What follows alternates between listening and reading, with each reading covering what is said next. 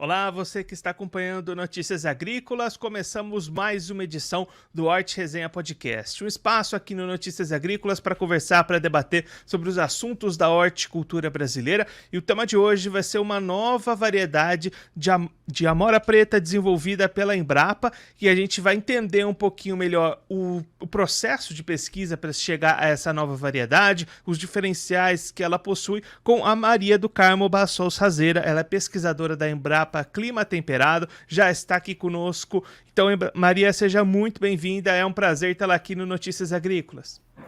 Muito obrigado, o prazer é todo meu.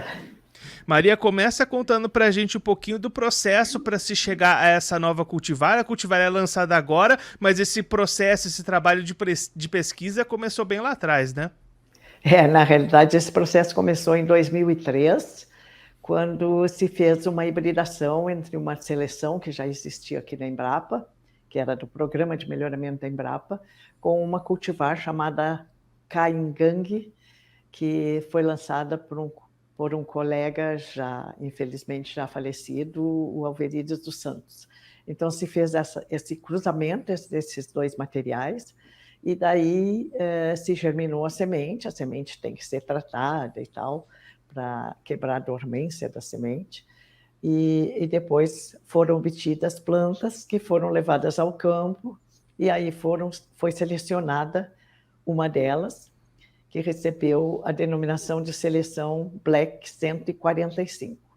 Aí essa seleção foi multiplicada, clonada, né? Então assexuadamente multiplicada, colocada em coleção, primeiramente dentro da Embrapa, né, e avaliada aqui, e depois em algumas outras instituições. Esse trabalho foi feito também junto entre Embrapa Clima Temperado e Embrapa Uvivinho, que é de Bento Gonçalves, né? E se colocou um material na coleção de vacaria, também aqui no Rio Grande do Sul. E aí, Maria, quais que são os diferenciais, as novidades trazidas por essa nova cultivar? Essa cultivar, inclusive, demorou um pouco a ser lançada, porque inicialmente nós achávamos que não tinha um grande potencial de aceitação, porque a fruta é ácida. Então, não serve para o mercado in natura. Nós estávamos procurando aquelas que produziam frutas mais doces, de acordo com o mercado nacional. Só que, no fim, com vários estudos e várias entrevistas e tal, nós chegamos à conclusão que menos de 10% do que é produzido de amora preta no Brasil é comercializado in natura. A maioria é comercializada para processamento ou comercializada congelada. Então, fizemos uma apresentação dessa nova cultivar, ou dessa seleção, então era uma seleção para produtores enfim, para a cadeia produtiva das pequenas frutas, e realmente ela teve uma aceitação muito grande, melhor do que, inclusive, a tupi, que é a mais plantada no Brasil. Teve uma grande aceitação no produto processado, então em geleias, sucos, tortas, etc. Ela foi melhor do que outras cultivares então existentes. Esse é um ponto interessante, né, Maria? Então, teve essa mudança no meio do caminho. Nem sempre aquele trabalho que começa de um jeito termina desse mesmo jeito. Houve essa mudança da cultivar para in natura para o processamento. É importante a gente estar sempre em conexão com o sistema produtivo, porque realmente nem sempre aquilo que se tem como verdade é o que acontece. Realmente, se pensar em mercado in natura, a fruta fresca, realmente a preferência é por aquelas mais doces, como é o caso que foi lançada há poucos anos, a BRS Cainguá, que é melhor para consumo fresco. Mas para industrialização, e principalmente quando é para uso em geleias, por exemplo, é importante que ela tenha acidez, porque na geleia vai muito açúcar e tem que ter um equilíbrio, né, com o sabor, e para dar esse equilíbrio, a acidez é importante. Então, o que é importante também para processamento é que a cultivar seja muito produtiva, porque normalmente a fruta que vai para a indústria, ela não recebe o mesmo preço daquela fruta que é comercializada in natura. Então, para compensar essa diferença, é preciso que ela tenha uma produtividade alta. E aí, essa cultivar tem esse incremento de produtividade interessante, né, Maria? Sim, ela foi testada em diversos tipos de manejo. Ela foi testada em situações em que não se tinha, não se usou irrigação, não se usou suporte, então fez uma um manejo, assim, bem simples, bem barato, e mesmo assim ela produziu em torno de 9 toneladas por hectare.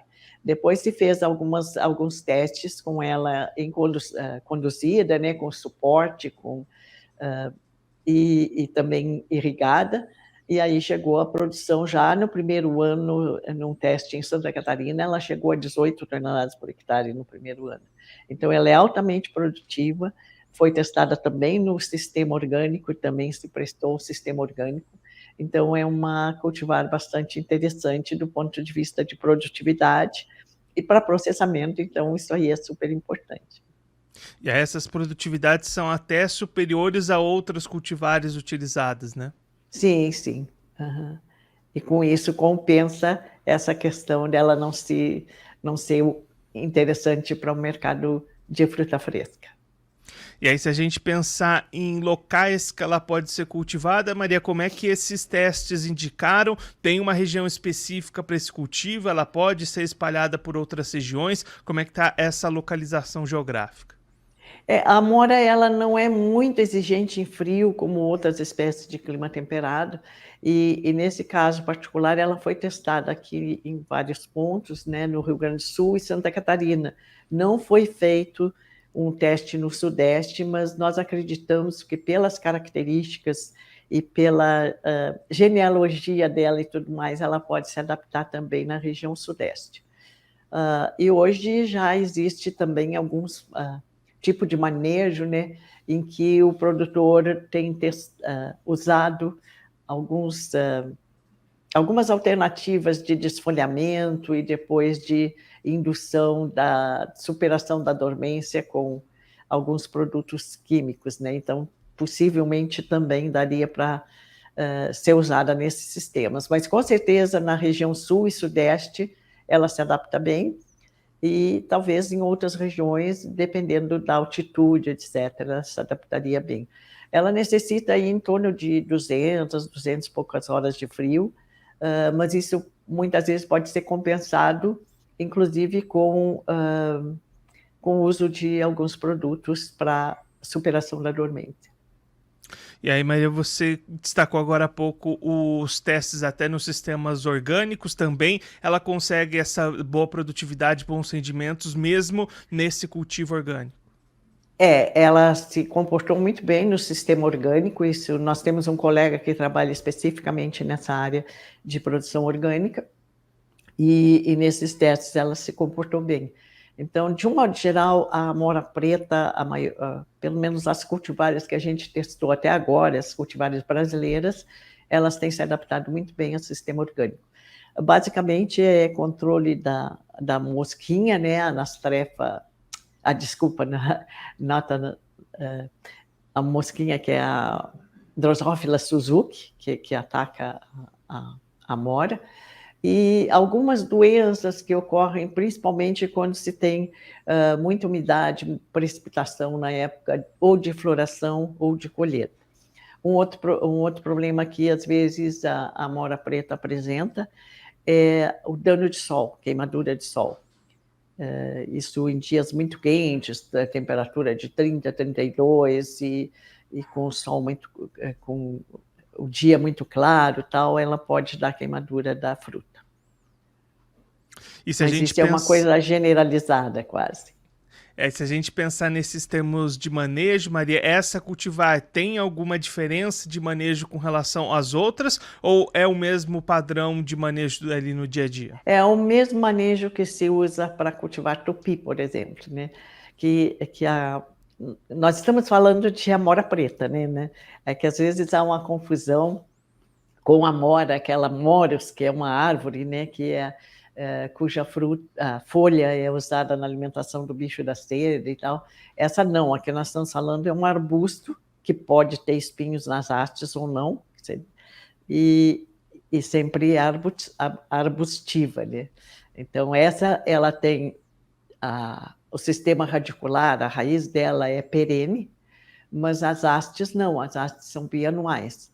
Então, depois da colheita, ela é cortada, aquela haste que produziu é cortada, porque na primavera, ao mesmo tempo que está brotando e formando as flores, estão vindo também brotações lá da raiz, brotações novas, que no ano seguinte vão ser as produtivas, as hastes produtivas.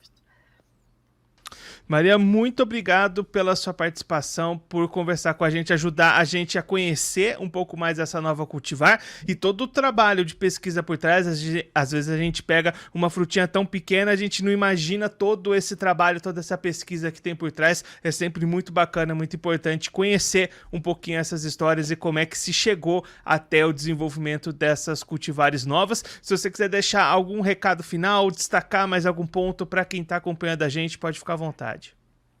O destaque seria que essas espécies, assim como outras espécies de pequenas frutas, elas são muito interessantes para a agricultura familiar, se adaptam muito bem a pequenas propriedades. Claro que também pode ser cultivada em larga escala, só que em larga escala ela demanda muita mão de obra, principalmente na colheita, né? Mas em áreas pequenas ela é bastante rentável, então é uma opção muito interessante para aquelas propriedades pequenas, principalmente. E agradeço mais uma vez pela oportunidade de falar um pouco sobre o nosso trabalho aqui na Embrapa. Muito obrigada. Maria, mais uma vez, muito obrigada. A gente deixa as portas do Notícias Agrícolas, do Hort Resenha Podcast abertas para você e para todo mundo aí da Embrapa sempre participar, contribuir conosco e com todos os produtores do Brasil. Obrigado, até a próxima. E a Embrapa também continua sempre de portas abertas, tanto para vocês como para todas as pessoas que necessitam de ou que trabalham nessa nossa área de agropecuária. Muito obrigada.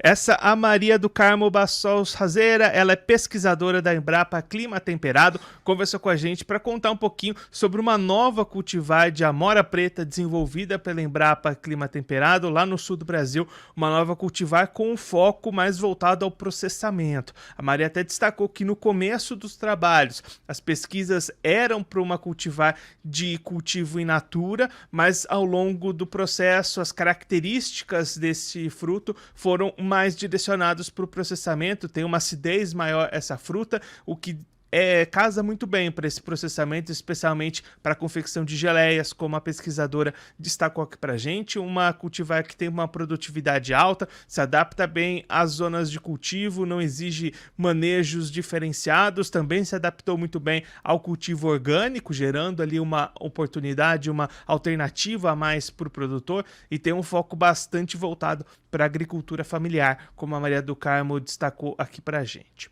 Assim a gente vai encerrando mais um episódio do Hort Resenha Podcast, o espaço aqui no Notícias Agrícolas para conversar, para debater sobre os assuntos da horticultura brasileira. Mas quinta-feira que vem tem episódio novo, então não perca, toda quinta-feira, 3 horas da tarde, no site do Notícias Agrícolas tem Hort Resenha Podcast. Vem pra resenha!